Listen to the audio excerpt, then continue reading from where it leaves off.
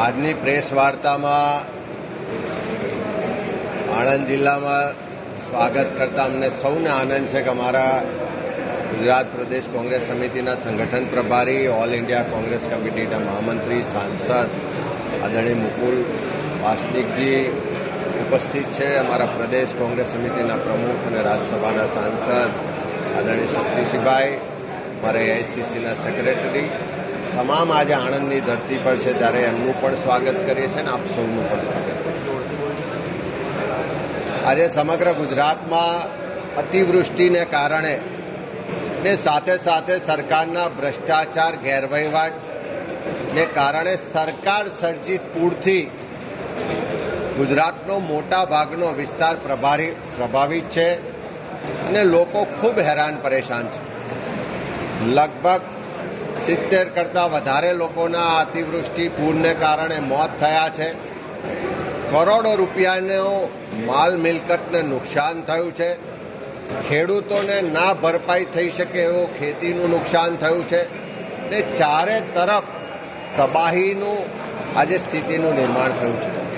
એવા સંજોગોમાં આજે પણ લોકોને નથી કેશ ડોલ મળ્યા, નથી એના ઘરવકરીની સહાય મળી, નથી ખેતીના નુકસાનનું કોઈ સર્વે થઈને કોઈ સહાય મળી. કોઈ પણ જાતની મદદ હજુ સુધી પૂરતા પ્રમાણમાં મળી નથી. એવા સંજોગોમાં એક તરફ આખા ગુજરાતનો મોટા ભાગનો વિસ્તારને લોકો હેરાન પરેશાન હોય અને મુખ્યમંત્રી શ્રી પોતાના 3 વર્ષનો કાર્યકાળ પૂર્ણ થયો એની ઉજવણી કરતા હોય, હું માનું છું કે આ ઉજવણી કોઈ પણ રીતે આજની સ્થિતિએ યોગ્ય ગણી શકાય નહીં. કારણ કે આ 3 વર્ષનો હિસાબ પણ કરીએ તો 3 વર્ષમાં ગુજરાતમાં દારૂ, જુગાર ને ડ્રગ્સની બધી વધી છે. મોંઘવારીની સાથે સાથે ભ્રષ્ટાચાર વધ્યો છે. ચારે તરફ જ્યાં જુઓ ત્યાં નકલી કે ભૂતિયાનું રાજ હોય એવી સ્થિતિનું નિર્માણ થયું છે. આ 3 વર્ષમાં રાજ્યમાં સ્થાનિક સ્વરાજની ચૂંટણીઓ નહીં થવાને કારણે લગભગ 7,000 જેટલી ગ્રામ પંચાયતો હોય, 72 જેટલી નગરપાલિકાઓ, 2 જિલ્લા પંચાયતના અનેક તાલુકાઓમાં આજે જાણે વહીવટદારોનું રાજ હોય, પ્રજાના પ્રતિનિધિઓના રાજને બદલે વહીવટદારોનું રાજ ચાલે છે. ખેડૂતો આ પાછલા 3 વર્ષનો હિસાબ જોશો તો અનેક વાર અતિવૃષ્ટિ થઈ, કમોસમી વરસાદ થયો, વાવાઝોડા આવ્યા, એના કારણે આર્થિક રીતે પાયમાલ થયા છે. આ 3 વર્ષમાં સૌથી વધારે જમીનના કૌભાંડો થયા. ચારે તરફ ભૂમાફિયાઓ બેફામ છે, ખનન માફિયાઓ બેફામ છે, શિક્ષણના માફિયાઓ બેફામ છે અને આ બધી જ જગ્યાએ જે મૃદુ કહેવાતા મુખ્યમંત્રી ભ્રષ્ટાચાર રોકવામાં, માફિયાઓને રોકવામાં, ગુજરાતની પ્રજાના હિતોના રક્ષણ માટે કે કાયદો વ્યવસ્થાની પરિસ્થિતિ જાળવવામાં ક્યાંય મક્કમ જોવા મળ્યા નથી. આજે કોઈએ લખ્યું કે અર્ન વેલ એન્ડ લાઈવ વેલ, એવું મુખ્યમંત્રીશ્રી માટે લખ્યું.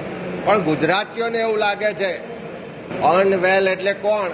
કે ભાજપના જે મળતિયાઓ છે એમણે બેફામ ભ્રષ્ટાચાર કરી અને વધારેમાં વધારે પૈસા કમાયા અને સારું જીવન ધોરણ કોઈ સામાન્ય ગુજરાતીનું આ 3 વર્ષમાં ના થયું, પણ ચોક્કસ ભાજપના મળતિયાઓ ભ્રષ્ટાચાર કરીને જલસા કરતા થયા એવું આ મુખ્યમંત્રીશ્રી ચોક્કસ ક્રેડિટ લઈ શકે. અનેક પેપર લીક થયા, ભરતીના કૌભાંડો થયા, બેરોજગારીથી યુવાનો ત્રસ્ત છે. આ બધી જ પરિસ્થિતિથી આ એક ગુજરાતી ત્રસ્ત છે અને બીજી બાજુ મુખ્યમંત્રી શ્રી 3 વર્ષની ઉજવણી કરે. હું માનું છું કે આજે સામાન્ય ગુજરાતીને પૂછશો કે આ 3 વર્ષમાં એક પણ મક્કમ નિર્ણય ના લેવાયો. ફક્ત ને ફક્ત ભ્રષ્ટાચારીઓ, બુટલેગરો, ગેરવહીવટ કરનારા સામે આ મુખ્યમંત્રી મૃદુ થઈને જાણે છુપા આશીર્વાદ આપતા હોય એવી સ્થિતિનું નિર્માણ આજે ગુજરાતમાં છે.